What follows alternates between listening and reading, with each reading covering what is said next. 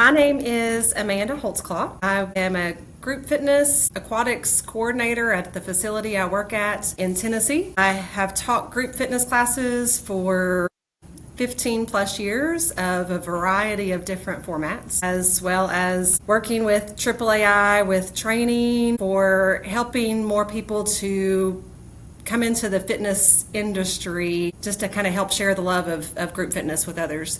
So I have worked with multiple populations, again with different formats. So a few tips and tricks, I guess, that I would like to share. One of the common things that I hear from people, or instructors rather, new instructors coming into group fitness, is that little bit of stage fright or nervousness of being a brand new group fitness instructor, mainly of the thing of, what do I do if I mess up in class? What am I going to do if I make a mistake? And my answer to that is always, your participants are not going to know if you mess up or make a mistake unless you tell them that you have.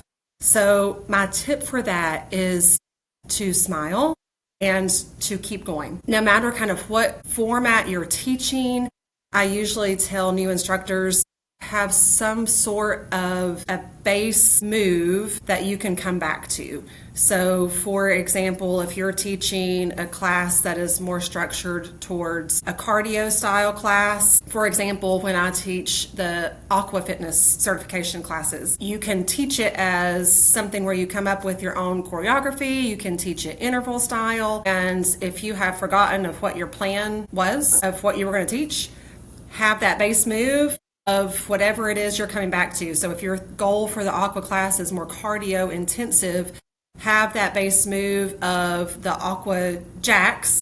And if you forget, what was I going to do next? Have them go back into those Aqua Jacks until you remember where it was you were planning on going next. Similar thing with that is if you're doing more of a strength class, same concept. You can always take your participants back into just doing squats if you forget where you are. So that is one tip that I have, is that if you forget where you are, just kind of remember to go back into that base move. And again, your participants are not going to know that you've forgotten what you had in your mind, or what you had that plan to come next, unless you tell them, or you have the deer in the headlights look. So that's one of my tips, and is don't worry and stress of thinking that you're going to mess up. Additionally, most people are there for the fitness part, one, to get a workout, and also they're coming to group fitness for the social aspect, or to have fun, to make it fun for them. So if you're continuing to smile and be positive and energetic, to make it fun. So don't worry about, again, doing something wrong or stressing out or any of that stuff. What do you do right before class? Music? Yeah, make sure, before class, always come to class prepared as much as you can. You can do, make sure you've got your water, restroom breaks, all of that stuff before you get going. Always make sure you do that class introduction at the beginning of class, of letting your participants know what you're there to teach, what the goal of the class is, your name. Make sure you give them any tips they might need to know about the class in general at the beginning as well. Sometimes, at least like the facility I'm teaching at, we may have 2 different classes going on simultaneously. So make sure they know, if they're walking into the room for Pilates, that they're prepared for that, and they don't think they're coming in there to get ready to do, a step aerobics class. So make sure you let them know what they're coming in for as well, and let them know equipment that they might need, and mainly just kind of welcome them to make sure that everybody's welcome. So a lot of participants will certainly come into classes of having their own spot in the room. So some of that is just kind of, my suggestion is usually just to kind of be lighthearted. Sometimes you can make a joke out of it, like people having their same church pew, let them know sometimes it's good to move around somewhere else. They get a different perspective from the room, and hopefully there's no real too much of butting heads with that. And if there ever is, you can certainly address it individually with participants, after the class is over. So tips for dealing with unruly participants, again, kind of the same thing. I usually just, you can let them know as the instructor that you're the one, you kind of have the authority in the class. You're definitely taking cues from the participants and getting feedback from them, but as the instructor, you get to be the one to lead the class and make the final say-so. or the call on things. Sometimes you may have two different people of opposing views if you've got overhead fans going, and you may have one person that says they want the fans on and somebody else saying that they don't want the fans on. So one of those things can be that as the instructor, you can decide the middle ground on how to work that. And again, same thing. Most of the time, if there is some kind of tension, it's usually better to address it one-on-one after that class is over.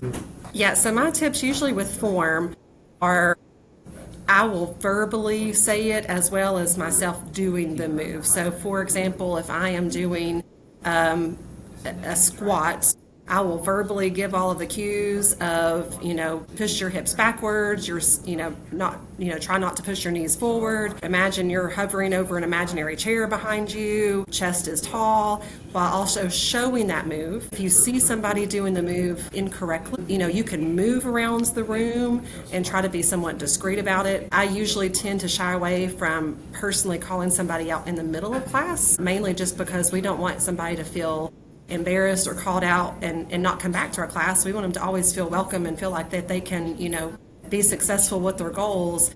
And then, usually one-on-one towards the end of a class, sometimes I may ask someone, say, I noticed that you might maybe need some help with some of the form. Do you mind if we work one-on-one together of seeing if we can work with your, squat or your deadlift or whatever the move might be? That's a good one too. So I usually always remind instructors whenever we're training new instructors that the class it's not our workout, it's not the instructor's workout. The workout is for those who are participating in our class.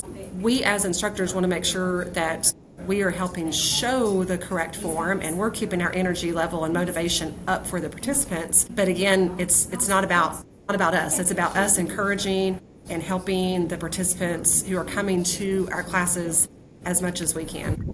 Yeah, I would say if you're coming in as a brand new instructor to a gym, I would be prepared to possibly, show a little demo of what your skills are and, be ready to show, a small little 5-10 minute segment of a class that you can teach to show a potential employer what your skill set is. Not all employers are going to be looking for that. They're also going to be looking for what is your communication like? How can you communicate with your participants? How can you communicate with your coworkers? What is your personality as far as being positive and motivating and uplifting? So bringing all of that to the table as well. I would definitely think, whenever you come into that group fitness class that you are wanting to bring that motivation and energy. But again, a lot of it may also be of what is your communication style and how do you handle conflict? If there's potential conflict between participants in your class, or if someone who's a little bit disgruntled, how can you handle that conflict and diffuse it as much as possible as the instructor? The group fitness instructors, I think a lot of times what those facility leaders are looking for is someone who is definitely very uplifting, very encouraging, someone who can remain on the positive, because that is certainly what most people are looking for when they're coming to classes, is they're looking for somebody who's going to be encouraging of them and want to keep coming back to that. Especially if you're going to be doing any kind of jumping jacks, yeah. Make sure you take care of yourself first. As a group fitness instructor, I will say that. So one piece of advice is to take care of yourself first. Try to make sure you're rested and you've done the basics of going to the bathroom and have water for yourself and things like that too, so that you can also still have that energy in yourself so you can give it to others. My go-to meal. Well, most of the classes I teach are usually morning classes. So my go-to meal is usually something that's a little bit carb protein mix. Some type of like a protein muffin or something like that. That's a little bit more of a carb and protein mix, so that it gives me enough energy through the class, but not something that's going to weigh too heavy on me. We've had some of that here at our place this week. So gym drama can happen among all age groups and demographics. And my advice as the instructor is that they are probably going to come to you whenever they have the conflict or the drama, and just to be listening and empathetic. Try to listen to both sides, try to understand both sides, try not to take sides or stir up anything else, but just try to let them know that you understand from both people of what they're wanting and that you hear and you understand them.